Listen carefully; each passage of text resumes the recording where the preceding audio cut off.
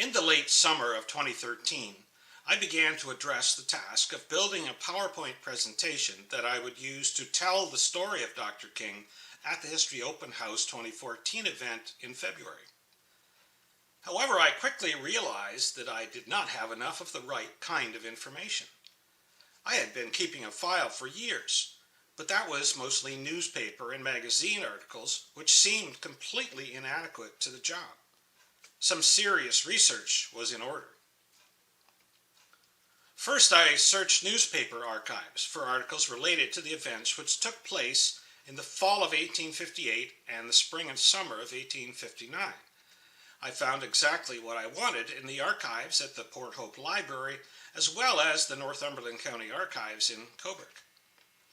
The newspapers presented columns upon columns of tiny print that were a chore to deal with. However, it was very exciting. Here I could see the entire story as it was presented to the public as it was happening. Also, I made a trip to Toronto to visit the Archives of Ontario. There I found that a bundle of documents had been collected on this topic sometime before, and the bundle had been microfilmed. As a result, I was able to sit at a microfilm machine and print the entire set of documents to PDF files and take them home on a memory stick. You can imagine how pumped I was as I drove back down the 401 with this memory stick burning a hole in my pocket. When I got home, I was able to read many very interesting documents. There was Dr. King's 7,000-word confession, which he sent to the Toronto Globe newspaper a few days before the hanging. There was the journal written by the constable who was assigned to support and monitor Dr. King for 3 months between the sentencing and the hanging. There were also several different accounts of the trial and hanging that included transcripts of trial testimony. We must remember that in the weeks after Dr. King was hanged, several publishers around the province assembled whatever documents they could find about the story and published them for a quick profit. It was a public sensation, so all of these documents, complete or not, were snapped up by readers hungry for the most salacious details. However, the most important account of the story I found was not in the archives. It was this, which I call the De Courcy collection. This booklet was printed in Brighton by Richard Spencer, the editor of the Brighton newspaper, in 1859. The documents included here had been assembled by Reuben De Courcy, a friend of Dr. King from medical school. De Courcy also added valuable commentary about Dr. King and his family, which appears to be balanced and objective. De Courcy's intent is clearly stated in the preface. He wanted to provide the reading public with all the documents that were pertinent to the Dr. King story, so people could make up their own minds about it. He was still friends with William Henry King, but of course he was very disturbed by what he had done. However, he was also angry at the wild stories floating around that had nothing to do with reality. He wanted to make sure people had access to the unvarnished truth. The document you see here was loaned to me by Rose Ellery of Brighton. She told me that it was purchased by her ancestor, Henry Cheer, who had a farm on the north side of Brighton in 1859.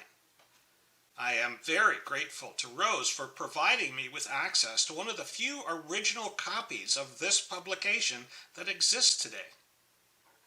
Another very good source was the Northumberland County Archives at Trent University, where I found several fascinating documents.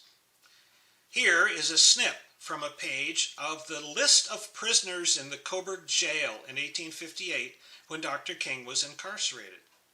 Number 5 in the list is William H. King, age 25. He was born in Canada, and he is charged with the crime of murder. It shows that he had been committed to jail on November 14, 1858 by Simon Davidson, who had been the coroner during the inquest into Sarah King's death in Brighton. Speaking of the inquest, another set of documents at Trent contained the records from Sarah King's inquest. On the left here is the front page showing Mrs. King and Inquisition. Most of this collection consists of dense pages of very difficult handwriting, as you can see here in the middle.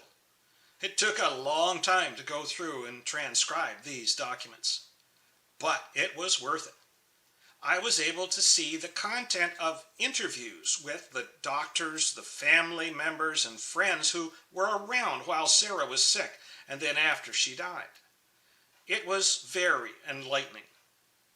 These documents taken together allowed me to develop a much more precise understanding of what happened regarding the death of Sarah Ann King and the incarceration of her husband, Dr. William Henry King. But also, there were gems like, here on the right, a list of signatures of the members of the coroner's jury. These names represent notable families around Brighton at the time. And by the way, you can find family trees for most of these folks in treesbydan.com, if you care to look. Once I had all these documents together, I could write the first draft of the story. That went quickly, in about 6 weeks. When that was done by the middle of December, I was able to use that material to create a PowerPoint presentation for the History Open House.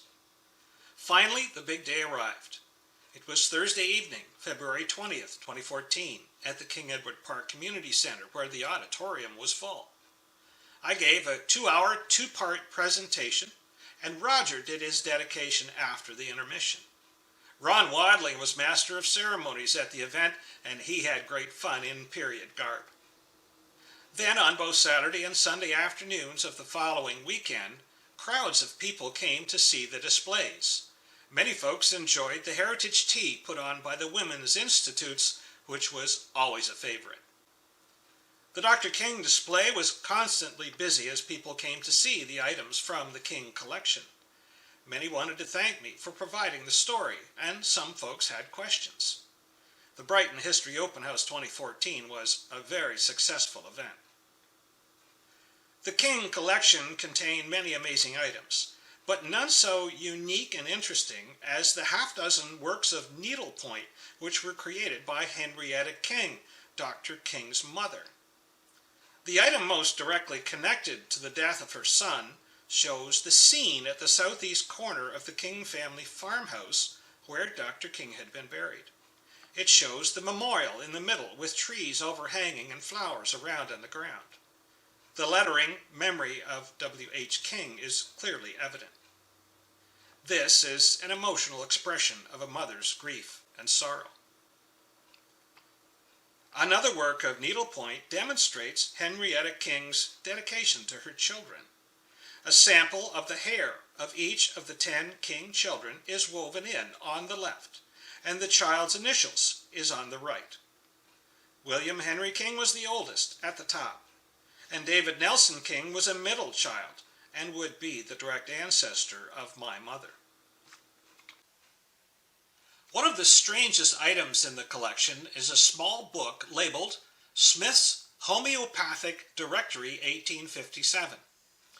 This notebook belonged to Dr. King, probably from his medical school days. He had it in his possession in jail a week before he was hanged. He used this notebook to write what he called a last prayer. In the opening of the prayer it says, "For Dr. King under sentence of death." The notebook contains 16 pages in total, and the prayer occupies 10 pages. Anyone who knew Dr. King would have said that he never wrote anything that wasn't several pages long. However, if you read the full content of this document, it becomes clear that this was a prayer for his mother. She was the one person he was most concerned about at that time. The collection also included 2 separate items that turned out to be directly connected. One of the photo albums contained a studio photograph of Isaac Newton King, the next younger brother of William Henry King. Isaac had gone to California a few years before with a group of local men with the hope of making it rich in the gold rush.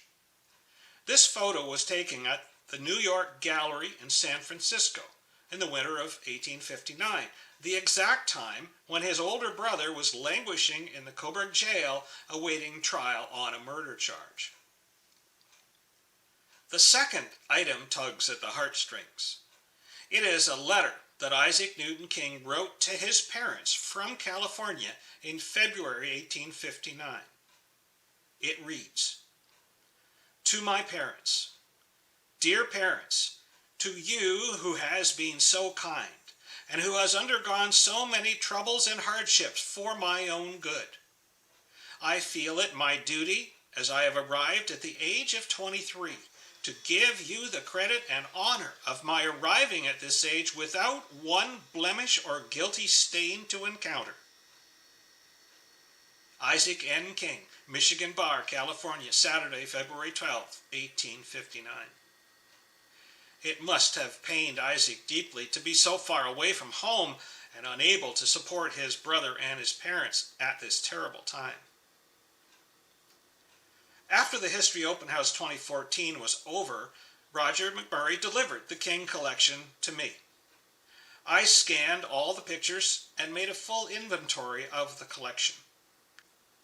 Later, I took the collection to Proctor House Museum, where it took its place along with Dr. King's violin, which can be seen on one of the pianos at Proctor House Museum, donated in the 1980s by a branch of the family that ended up in Toronto.